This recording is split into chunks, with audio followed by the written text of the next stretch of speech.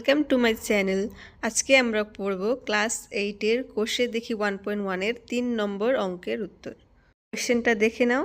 বর্গাকার পার্কের দেওয়া আছে 3 মিটার চওড়া রাস্তা আছে বাইরে, তো রাস্তা সমেত পার্কের পরিসীমা দেওয়া আছে, তাহলে ক্ষেত্রফল বের করতে হবে। তাহলে আমি একটা বর্গাকার পার্ক এঁকে নিলাম, তার বাইরে 3 মিটার চওড়া বলেছে, তো চারপাশে 3 মিটার চওড়া একটা রাস্তা এঁকে নিলাম। ঠিক আছে, তো আমরা জানি যে বর্গক্ষেত্রের পরিসীমার ফর্মুলা কি, 4 ইন্টু বাহু। যদি আমাদের পরিসীমা দেওয়া থাকে তাহলে বাহুর দৈর্ঘ্য কি, এই 4টা এখানে ভাগ হয়ে যাবে, পরিসীমাকে 4 দিয়ে ভাগ করলে আমরা বাহু পেয়ে যাব।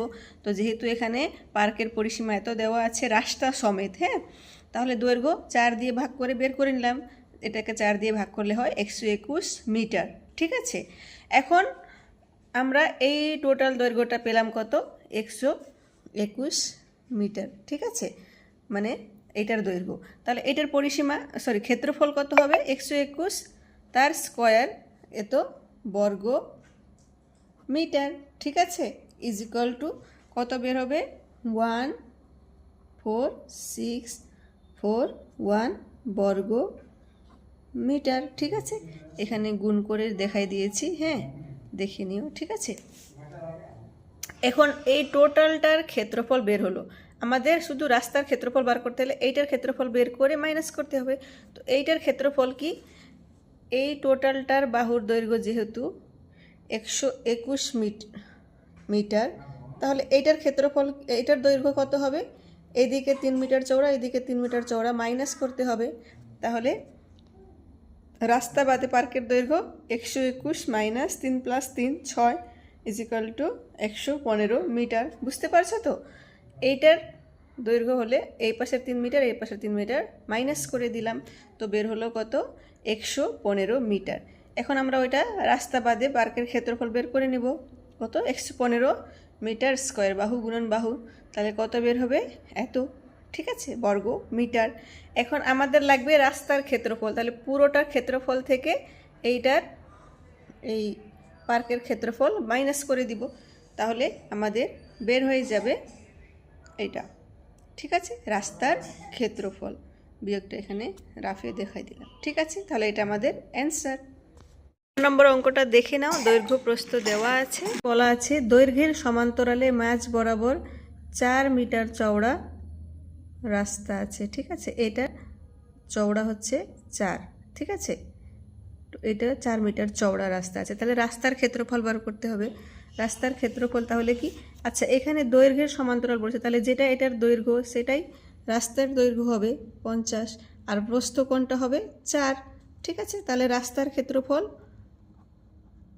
দৈর্ঘ্য গুণন প্রস্থ, তাই না, যেহেতু এটা আয়তক্ষেত্র, তাহলে 200 বর্গ মিটার। একক প্রথম অংশের উত্তর 200 বর্গ মিটার। ঠিক আছে, এখন চলে যাই এ নম্বর কোশ্চেন।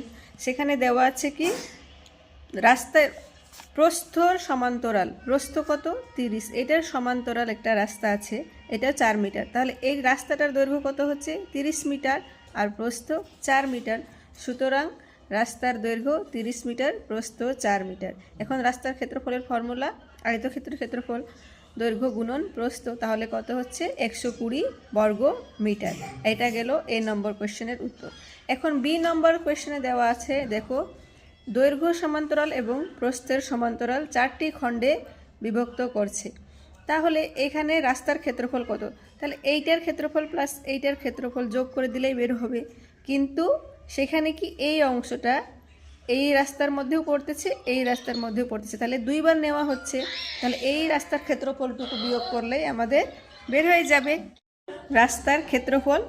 দুইটা রাস্তার ক্ষেত্রফল মাইনাস ওই যে কমন অংশের ক্ষেত্রফল, দুই দিকে যেহেতু 4 দৈর্ঘ্য প্রস্থ, তাই 4 × 4 304 বর্গ মিটার। এখানে যেহেতু কমন, এদিকেও 4 মিটার, এদিকেও 4 মিটার, এদিকেও, তাই 4 × 4 = 16। এখান থেকে একবার নিলাম, এখানে একবার নিলাম, দুইবার নেওয়া হচ্ছে, তাই একবার বিয়োগ করে দিলাম। ঠিক আছে, তাহলে অ্যান্সার কত বের হলো, 304 বর্গ মিটার অ্যান্সার। যদি ভিডিওটি ভালো লাগে তাহলে চ্যানেলটিকে সাবস্ক্রাইব করে দিও আর বন্ধুদের শেয়ার করে দিও। Thank you.